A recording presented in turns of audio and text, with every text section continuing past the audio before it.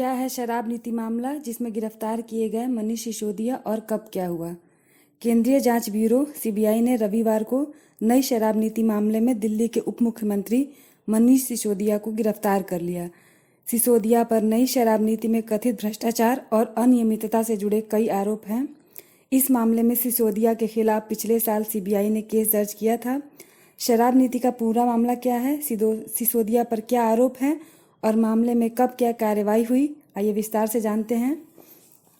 सबसे पहले शराब नीति के बारे में जानिए। अपना राजस्व बढ़ाने और शराब माफिया और नकली शराब पर अंकुश लगाने के लिए दिल्ली सरकार 2021 में नई शराब नीति लेकर आई थी। इसके जरिए सरकार ने अपने सभी ठेके बंद कर दिए थे और शहर में केवल शराब के निजी ठेके और दुकानें रह गई थी। इन दुकानों के लिए दोबारा से नई लाइसेंस जारी किए गए थे। इसके अलावा सरकार ने उन्हें डिस्काउंट पर शराब भ्रष्टाचार के आरोपों की शुरुआत कैसे हुई। दिल्ली के मुख्य सचिव नरेश कुमार को मई 2022 में आबकारी विभाग से नई शराब नीति में बदलाव के लिए एक प्रस्ताव मिला था। इसके विश्लेषण के दौरान कुमार को नई शराब नीति में कुछ प्रक्रियात्मक खामियां और अनियमितताएं मिली, जिसके बाद उन्होंने 8 जुलाई को आबकारी मंत्री मनीष सिसोदिया, मुख्यमंत्री अरविंद केजरीवाल और उपराज्यपाल विनय कुमार सक्सेना को रिपोर्ट भेजी। रिपोर्ट के बाद उपराज्यपाल ने मामले की सीबीआई जांच की सिफारिश की और भ्रष्टाचार के लिए सिसोदिया को जिम्मेदार ठहराया। मनीष सिसोदिया पर क्या आरोप लगे। सिसोदिया पर कमीशन लेकर शराब की दुकानों को लाइसेंस लेने वालों को अनुचित फायदा पहुंचाने का आरोप है।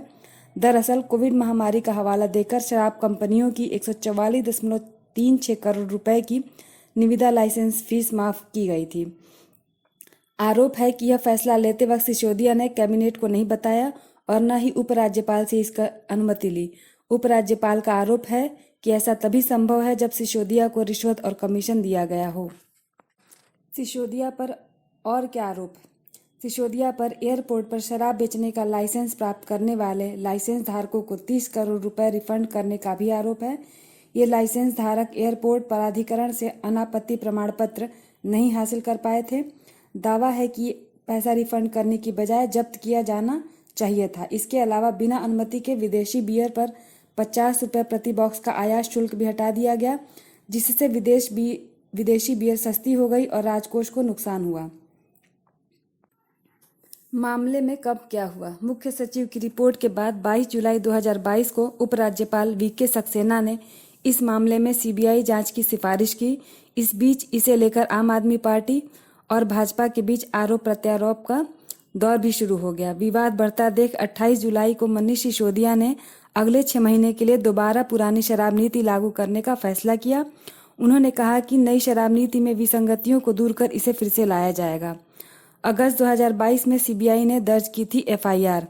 मामले में सीबीआई ने 17 अगस्त 2022 को एफआईआर दर्ज की थी, जिसमें मनीष सिसोदिया समेत 3 अधिकारियों और 12 लोगों को आरोपी बनाया गया। 2 दिन बाद ही सीबीआई ने सिसोदिया समेत आप के कई नेताओं के घर पर छापा मारा। दिल्ली समेत 6 राज्यों की 20 जगहों पर छापे मारे गए। 22 अगस्त को प्रवर्तन निदेशालय ने भी इस मामले में मनी लॉन्ड्रिंग का केस दर्ज किया। सीबीआई ने मनीष सिसोदिया के बैंक लॉकर खंगाले।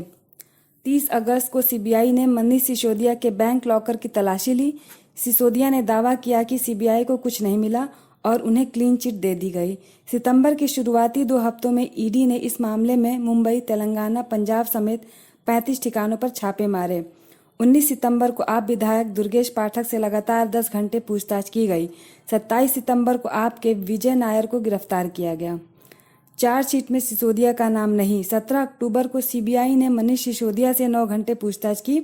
इस दौरान सिसोदिया ने आरोप लगाया कि उन पर आप छोड़ भाजपा में शामिल होने का दबाव डाला जा रहा है।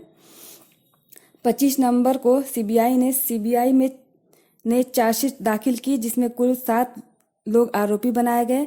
चार्जशीट में मनीष सिसोदिया का नाम नहीं था। इस मामले में तेलंगाना के मुख्यमंत्री की बेटी के कविता का भी नाम आया। दिसंबर में कविता से पूछताछ हुई। 15 जनवरी को जब्त किए गए सिसोदिया के कंप्यूटर। इस साल 15 जनवरी को सीबीआई ने सिसोदिया के दफ्तर से कंप्यूटर जब्त किया।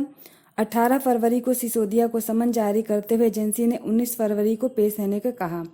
व्यस्तता का हवाला देते हुए सिसोदिया ने कहा कि वे 2023-24 के लिए दिल्ली का बजट बनाने में व्यस्त हैं और एक हफ्ते की मोहलत मांगी। इसके बाद सीबीआई ने उन्हें नया समन जारी कर रविवार को पूछताछ के बुलाया और फिर गिरफ्तार कर लिया।